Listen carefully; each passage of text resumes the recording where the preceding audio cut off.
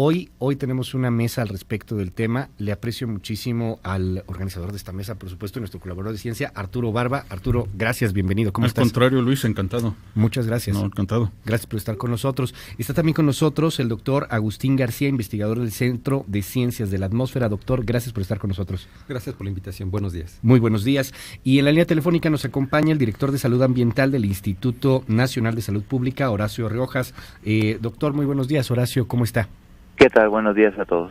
Gracias por acompañarnos a través del teléfono en esta mesa. Bueno, pues comencemos primero a ver por qué tenemos una calidad del aire como la que hemos tenido, por qué vivimos la semana pasada lo que estábamos viviendo. Hay quien dice que es por incendios, que estas partículas 2.5 no se podían medir. Cuéntenos, doctor. Bien, en primer lugar, en 2014 se promulgó una nueva norma para partículas, en la cual sí fue más restrictiva. Y a partir de entonces, también para ozono, a partir de entonces en el 2016 tuvimos eventos de ozono y hemos tenido contingencias de ozono otra vez, no porque tengamos peor calidad del aire, sino porque somos más restrictivos y niveles que antes aceptábamos ahora ya no. Lo mismo sucede ahora con partículas. Antes estas partículas llegaban y el nivel no era tal. Y ahora que somos más restrictivos y tenemos menos emisiones en la ciudad, podemos ver cosas que pasan de otras, que son eventos regionales, en este caso incendios que hubo en Guerrero, hacia el Pacífico, con viento calmo, que hubo viento, pero no lo suficiente para diluirla y esparcirla y que no llegara a afectación. Y es lo que estamos observando ahorita.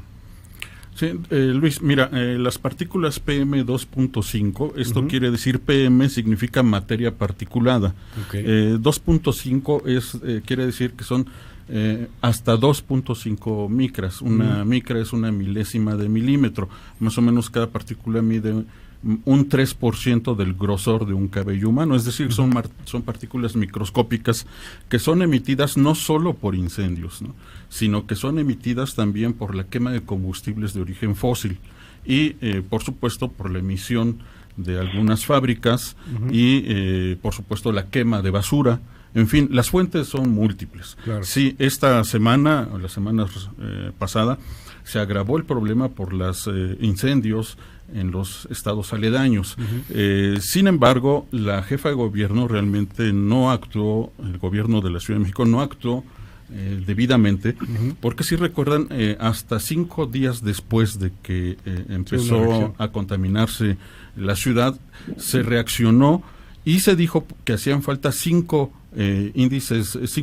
puntos del índice IMECA, ¿no?, de contaminantes para declararse la contingencia. Lo hicieron antes, ¿no?, una contingencia especial, pero la jefa de gobierno dijo que no se estaban midiendo las partículas PM2.5, lo cual es falso.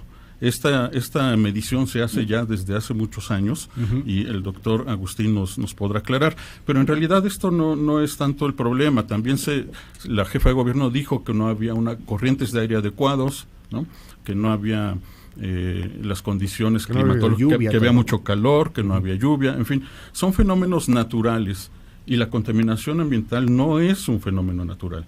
La contaminación del aire es un producto de las actividades humanas. Déjame preguntarle al director de Salud Ambiental del Instituto Nacional de Salud Pública, ¿qué opina, doctor Horacio Riojas, al respecto de este tema? ¿Cómo ha actuado la autoridad? ¿Qué nos dice? Bueno, mira, para nosotros, desde nuestra perspectiva, para lo que ha servido esto es para poner en la agenda este tema de la contaminación del aire y específicamente las PM2.5 como un problema de salud pública. Como bien dicen, tenemos más de 10 años midiendo PM2.5 sin que efectivamente hasta el momento se tuviera un programa de contingencia relacionado con este contaminante. Este contaminante, más o menos desde hace 10 años, ha estado considerado a nivel internacional como el más relevante en términos de la contaminación y el más relevante en términos de los efectos en la salud pública. Podemos hablar después de los efectos conocidos de las partículas, no solamente de los efectos agudos, sino también y sobre todo de los efectos crónicos, porque no estamos exentos de ese riesgo. Se actuó tarde justamente porque, como mencionó la jefa de gobierno, no existía un protocolo de contingencias para este contaminante, lo cual ciertamente venía siendo un atraso en los programas de gestión de calidad del aire. Más o menos desde hace unos 7 años, los grupos académicos y de la sociedad civil veníamos proponiendo que se construyera este programa de contingencias para PM2.5, justamente porque se sabe de la toxicidad de estas partículas. Tuvo que venir esta crisis para que ahora sí podamos construir este programa de precontingencias y contingencias relacionado con este contaminante. Me dice entonces, doctor Horacio Rejas, no había un protocolo, se tiene que hacer el protocolo, pero sí lo podían medir, o sea, sí lo estaban midiendo desde hace ya tiempo, ¿o no? Desde luego, desde el 2004 se están midiendo PM2.5 en la Ciudad de México. Normalmente no se venía reportando en el INMECA. Desde hace, me parece que 1 año o 2 se está reportando en el INMECA, pero no teníamos efectivamente un protocolo de contingencias para este contaminante. Entonces, sabíamos de su presencia, sabemos, por ejemplo, que las concentraciones anuales de PM2.5, las anuales, están por encima de la norma y están en concentraciones de más del doble de lo que recomienda la Organización Mundial de la Salud. Entonces, sabíamos de este problema, solamente que no habíamos llegado a una crisis de ese tamaño relacionada con este contaminante. Doctor Agustín García, hoy se van a presentar algunas medidas más tarde. Le pregunto, como investigador del Centro de Ciencias de la Atmósfera, como académico, como científico, pues ¿qué es lo que se tendría que hacer? Me llamaba la atención algo que mencionábamos en la mesa hace unos momentos. Hoy la calidad del aire es mejor que la que era antes, nada más que somos, decía usted, doctor, más restrictivos, ya no aguantamos estas calidades, ya nos medimos, ya sabemos qué estamos respirando, pero hace 30 años respiramos algo todavía mucho peor. ¿Qué es lo que se esperaría, por ejemplo, usted como académico, como científico, que presente el gobierno más tarde? Bueno, ya ha hecho actividades en este sentido en la Ciudad de México desde hace bastante tiempo. Por ejemplo, prohibir la quema al aire libre de basura y de otros materiales. Bueno, no sé si las carnes asadas se tengan que prohibir o no aquí en la Ciudad de México, que también generan partículas, o la quema de leña, ¿no? Que son de esas cosas.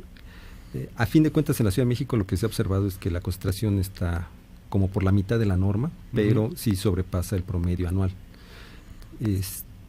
Tendrá que ver medidas encaminadas a reducir este tipo de aspectos. En el caso de emisiones diésel, camiones diésel que son de jurisdicción federal, pues ahí no se puede hacer mucho porque depende de la federación, por mucho que localmente uno quisiera hacerlo.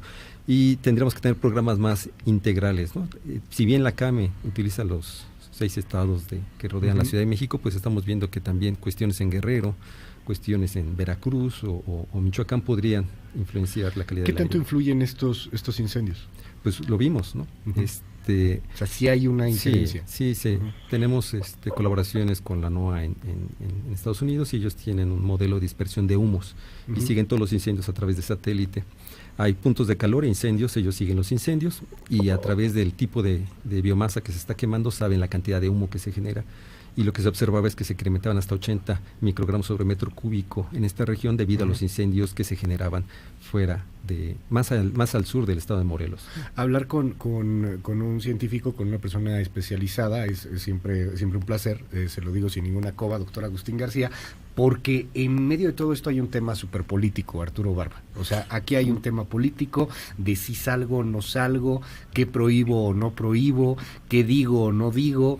Miguel Ángel Mancera tuvo grandes problemas con el tema de las contingencias ambientales, y cuando hacían los Hoy No Circula y todo, pues le fue costando votos. Al final, cuando mete uno un reglamento, pues también le va costando votos, y bueno, terminó como terminó. ¿Cómo ves este panorama, Arturo Barba? Mira, la verdad es que el tomar medidas de fondo que resuelvan el problema, no que lo mitiguen, sino al fondo del asunto, requiere medidas antipopulares que van más allá de los cálculos políticos, porque no se van a ver los resultados en el corto plazo, sino en el mediano y largo plazo. Por ejemplo, el tener un sistema de transporte público realmente eficiente, eso requiere grandes inversiones y por supuesto no se logra de la noche a la mañana. El restringir la circulación vehicular es totalmente claramente antipopular. Sin embargo, se tienen que tomar medidas urgentes porque, de acuerdo a la Organización Mundial de la Salud, al año mueren 7 millones de personas por problemas de contaminación del aire. Son estas partículas, sobre todo las partículas PM2.5, que entran directo al torrente sanguíneo, no se detienen en el tejido pulmonar, son causantes de accidentes cerebrovasculares, enfermedades cardíacas, cáncer de pulmón, ¿no?, enfermedades pulmonares obstructivas crónicas, en fin, toda una serie de padecimientos, como decía el doctor Riojas, no solamente que afectan directamente a la salud de una persona sana, sino fundamentalmente a personas que están que tienen problemas de sistemas inmunológicos, niños, personas adultas. Entonces, habría que poner sobre la balanza, los políticos tienen que poner sobre la balanza, si destinan más recursos a la investigación, al apoyar a los científicos, al equipamiento de los sistemas de monitoreo, al abastecimiento de nuevas tecnologías, o lo destinan a otras cosas. Hace rato comentábamos que el problema de inseguridad es un problema prioritario, pero creo yo que se producen más muertes. La OMS calcula que son 40,000 personas que mueren cada año aquí en México. El doctor Riojas ¿Solo en México? Solo en México. Ajá. A nivel mundial son 7 millones. El doctor Riojas recientemente hizo una investigación en la que calculaba más o menos 15,000 personas en la Ciudad de México, que habían muerto, en el país. Entonces es un problema grave que deben de sopesar. ¿Cuántas personas mueren por inseguridad? ¿Cuántas personas mueren por contaminación ambiental, ¿no? Doctor Horacio Riojas, por ahí leíamos en la prensa que era lo que vivimos en estos días, como si alguien se hubiera fumado 10 cigarros diarios cada día, que era un daño similar lo que sucedía en el cuerpo. Y bueno, pues lo que cita Arturo Barba, creo que es importante también conocerlo. ¿Cuántas personas podremos estimar pues que ya a ese nivel están muriendo por contaminación? ¿Qué se espera para hoy a mediodía? Seguramente usted ya sabe algo, adelántenos. Mire, lo que se espera es, por una parte, lo que se va a presentar hoy tiene que ver con las contingencias. Eso hay que dejarlo muy claro. Otra cosa es lo que se va a presentar y se está elaborando para el nuevo programa de gestión de calidad del aire de la zona metropolitana.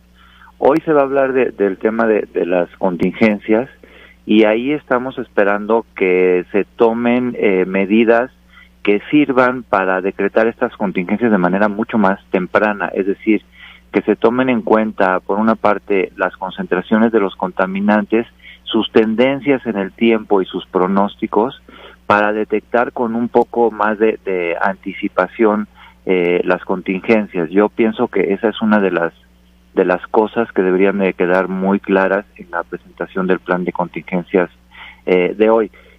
¿Cómo se va a utilizar la información de los contaminantes y la información meteorológica disponible para ser preventivos? Es decir, no decretar las acciones de protección a la salud ya que hemos tenido concentraciones altas, sino cuando sabemos que estas van a ir aumentando, y eso se puede hacer con pronósticos de 24 horas con bastante precisión.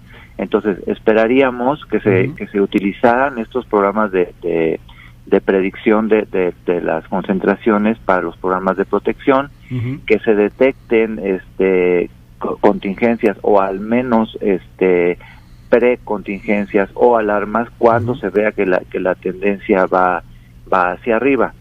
Eso por una parte. Y además de eso, esperaríamos para el próximo ProAire lo que ya se estaba mencionando, de todas estas intervenciones mucho más radicales y mucho más integrales que tienen que ver con las concentraciones no solo diarias, sino anuales, ¿no? Porque ahí hay también un retraso importante. No, y digo, esto sabemos que pasa cada año. El año pasado también estábamos en contingencias, el año antepasado estábamos en contingencias, o sea, es una zona, es un momento del año en donde pues parece que pasa, pero qué interesante, me llama la atención saber, yo no lo sabía, que esto se puede predecir, al menos con 24 horas de anticipación. Sí, y además ha habido una complicación este año, porque normalmente las contingencias en mayo eran por ozono, que es con los días de calor el contaminante que más se incrementa. Lo que pasó este año es que se complicó con los incendios, y eso hizo que no fuera solamente el ozono, sino también las PM2.5 que contribuyeran a esta mala calidad del aire, y eso además tiene que ver con un problema mucho más integral en este caso, que tiene que ver con la protección de los bosques. que ahí es, digamos, donde estuvo el problema que generó esta contingencia. Doctor Agustín García. Sí, bueno, nosotros en el Centro de Ciencias de la Atmósfera tenemos un pronóstico de calidad del aire, también tenemos pronóstico meteorológico, y estaba comentando con Arturo Barba acerca del Laboratorio Nacional de Modelación Terrestre. Nos haría falta en México un Laboratorio Nacional de Modelación Terrestre, porque no nada más está la contaminación, está el volcán, están los huracanes, están los tornados, están las sequías, están las heladas, está el movimiento del sargazo, que lo podemos predecir también. En el Centro de Ciencias de la Atmósfera son de los trabajos que se realizan. Entonces, dentro de estas políticas, no nada más el gobierno local, nos hemos dado cuenta que la contaminación en la Ciudad de México ya no depende nada más de la Ciudad de México. No sé, por ejemplo, en el 2007 vimos que parte del problema de una contingencia que hubo fue emisiones de la ciudad de Toluca que llegaron a la Ciudad de México. Igual no se diluyeron lo suficiente y reaccionaron con los que teníamos aquí y produjeron más ozono, y el hacer el no circular agravaba el problema de la contaminación, porque la relación entre contaminantes primarios y la producción de ozono no es lineal. Que bajemos los carros puede hacer que subamos el ozono. Tenemos que bajar los carros y tenemos que bajar emisiones de compuestos orgánicos volátiles, entre ellos la quema ineficiente en los calentadores de agua de la ciudad, que es donde más combustible se quema, y sobre todo en hora muy boilers? Particular. ¿De gas? ¿Boiler? Sí, los boilers. ¿Cuándo fue la última vez que lo calibró usted o lo verificó? No tenía idea que se calibraba. No, sí se llegan a calibrar. Sí, se llegan a no tenía idea que se calibraba. Entonces, este tipo de quemadores a veces se echan mucho hollín y con ello olor, y eso genera partículas y gases que reaccionan en la atmósfera y producen más ozono, y lo emiten en una hora muy particular antes de que amanezca.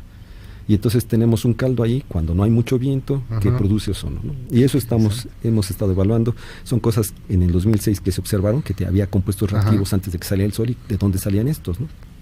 Y una parte importante sería eso.